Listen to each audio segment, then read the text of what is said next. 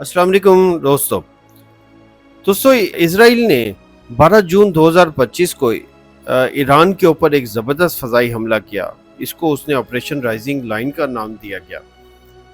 ये एक इंतहाई ख़तरनाक हमला था जिसमें उसने चुन चुन के 78 से ज़्यादा एटमी साइंसदान और वहाँ पर जो पासदारान इनकलाब और कमांडर्स हैं उन सबको उसने हलाक कर दिया।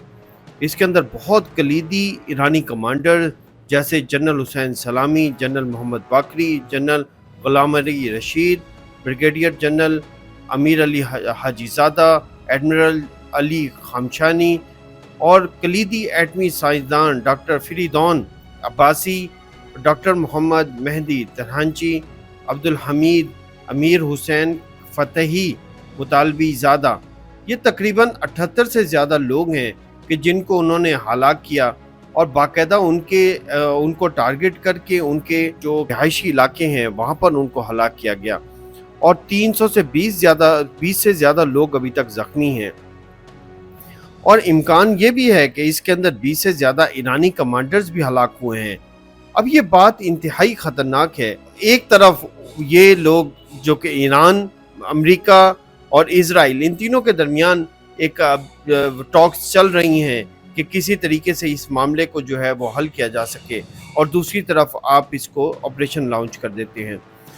13 जून की रात ईरान ने भी इसका जवाब दिया और ट्रू प्रॉमिस 3 के नाम से इजराइल पे बैलिस्टिक मिसाइल्स और ड्रोन का इस्तेमाल किया, और ये एक बहुत बड़ा एक तूफान था। जबकि इजराइल ने दावा किया है कि आयरन डोम ने कुछ हमले रोक लिए, लेकिन ये दावा गलत है कि आयरन डोम्स एक ऐसी टेक्नोलॉजी है जो कि इंतहाई महंगी टेक्नोलॉजी है, और ये पिछले दफ़ा भी ईरान ने जब इसके ऊपर हमला किया था तो इन्होंने दावा किया था कि ये इंतहाई महंगी टेक्नोलॉजी होने की वजह से बहुत सारे इसके मिसाइल्स को हम रोक नहीं सके और वो हदफ तक पहुंच गए। ईरान के बहुत सारे मिसाइल्स वो अपने हदफ तक पहुंचे हैं और इजराइल का बहुत ज़्यादा नुकसान हुआ है। दरअसल मैं आपको ये भी बताना चाहता हूँ, चूँकि इनका इंटरनेशनल मीडिया सारा का सारा इजराइल और अमेरिका के हाथ में है और बहुत सारी खबरें इंटरनेशनली रिलीज़ नहीं होती जो कि इजराइल का नुकसान होता है। यहाँ भी यही हुआ कि बहुत सारी ईरान की खबरें तो लीक हो गई कि जो कि नुकसान हुआ, लेकिन इजराइल की खबरें लीक नहीं हुई जो कि उन्होंने इसका स्ट्रेटेजिक नुकसान उठाया।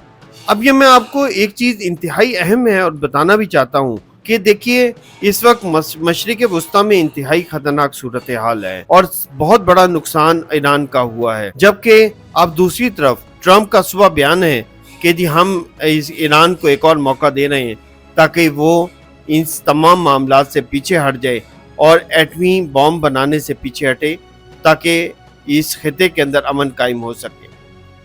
ये एक दोहरा मेयार हमेशा शुरू से रहा है और आलमी ताकतें हमेशा इस चीज़ को अपने लिए ख़तरा समझती हैं। ख़तरा दरअसल उनको सिर्फ 2 ममालिक से है, एक ईरान से है और एक पाकिस्तान से है, जो कि हमेशा इनकी आंख में चुभते आए हैं। लेकिन अल्लाह की मेहरबानी से हमेशा पाकिस्तान को अल्लाह ताला ने फतह याब किया है। मैं आपको सबसे आखिर के अंदर एक ये बताना चाहता हूँ कि आप लोग इस सारे के सारे मामलात में आप ये देखिए कि आप लोग कहाँ खड़े में हैं। दुनिया एक नाजुक मोड़ पे है। जब भी ताकत ईगो के साथ टकरा जाती है तबाही आती है। ईरान और इजराइल के दरमियान कशीदगी इस टाइम इंतहाई नाजुक मोड़ पे है, और अगर आलमी ताकतों ने इस मसले को हल कराने की कोशिश नहीं की तो ये जंग एक आलमी जंग के तौर पे भी उभर के सामने आ सकती है।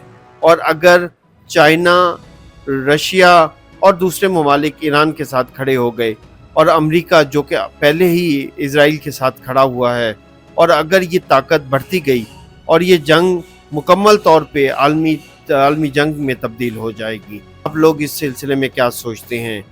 और हमारे चैनल को लाइक और सब्सक्राइब ज़रूर कीजिए और कमेंट सेक्शन में बताएं कि क्या ये वाकई आलमी जंग में तब्दील हो सकती है।